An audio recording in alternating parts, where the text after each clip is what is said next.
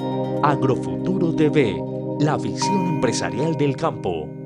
Continuamos en esta jornada de Agrofuturo TV y seguimos hablando con el ministro de Agricultura y Desarrollo Rural de Colombia, el doctor Juan Camilo Restrepo Salazar.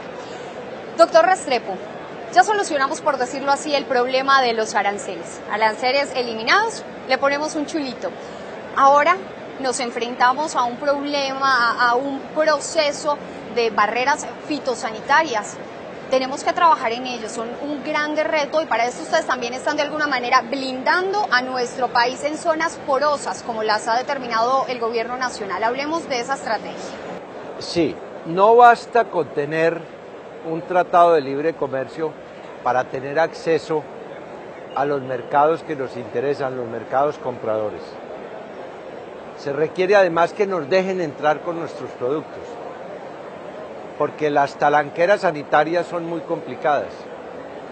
Usted puede tener en el Tratado de Libre Comercio el permiso de ingresar con cero arancel, pero se encuentra con una oficina, con un INVIMA de Estados Unidos, que le dice, sí, pero usted no puede entrar porque le falta tal condición. Claro, ahora sanitaria. empezamos a hablar de una diplomacia sanitaria, fitosanitaria. Diplomacia sanitaria.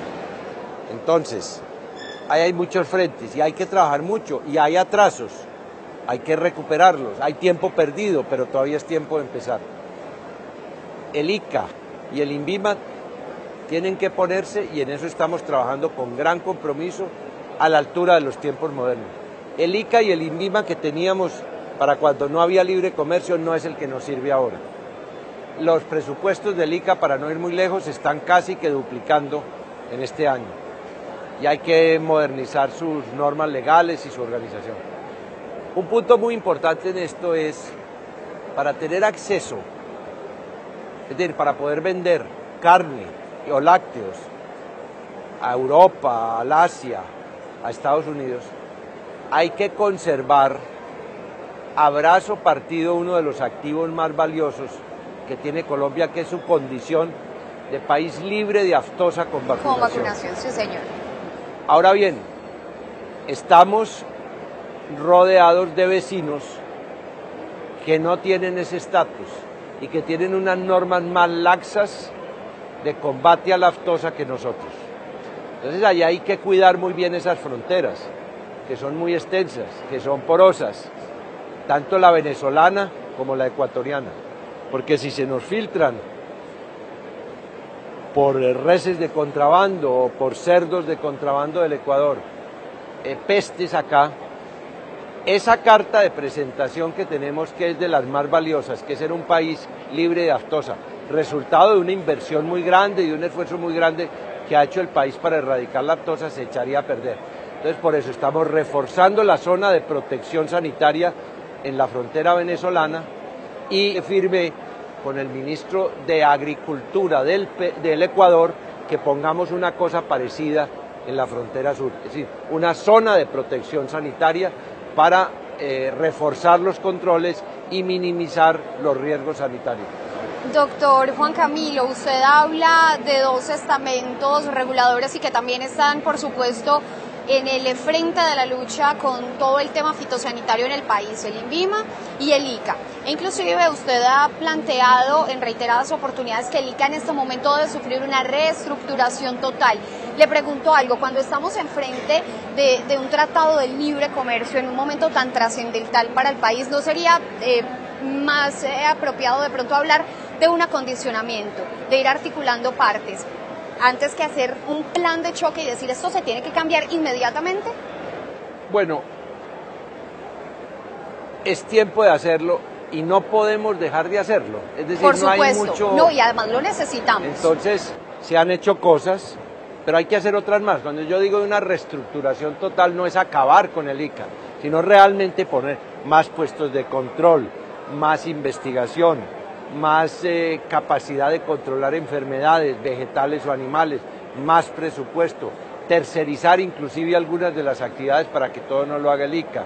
En fin, hay muchas tareas y en eso estamos trabajando, y una de las más importantes es que estas entidades vayan a hablar con sus homólogos de Estados Unidos y de Europa y decirles, bueno, a ver, ¿Qué es lo que tengo que hacer para que me dejen entrar el aguacate? ¿Qué es lo que tengo que hacer para que me dejen entrar la granadilla? ¿Qué para que me dejen entrar la carne?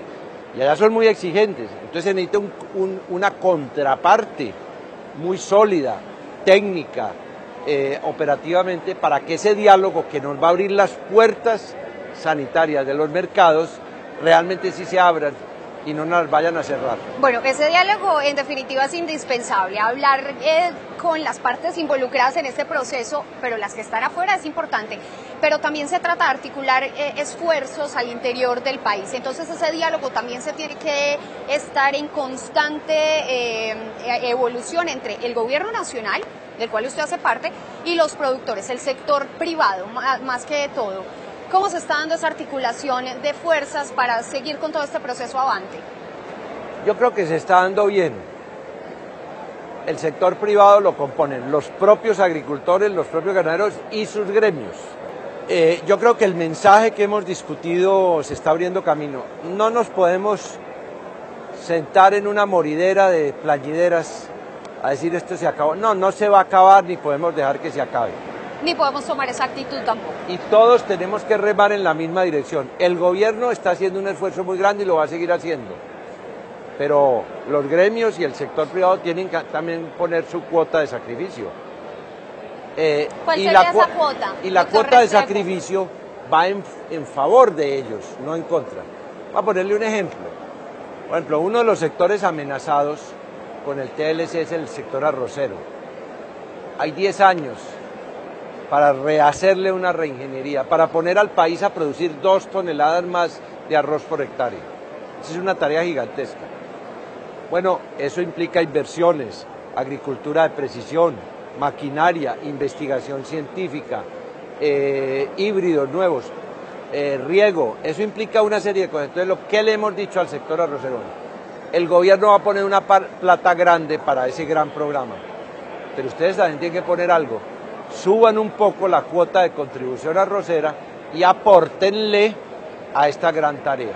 Claro, a ninguno le gusta que le toquen el bolsillo, ahí es difícil. A veces hay que tocar el bolsillo para preservar el bolsillo. Ahí es complejo, porque si no lo hacen, entonces el bolsillo se les va a averiar mucho más cuando lleguen los arroces claro americanos sí, a 1/3 de lo que los producimos acá.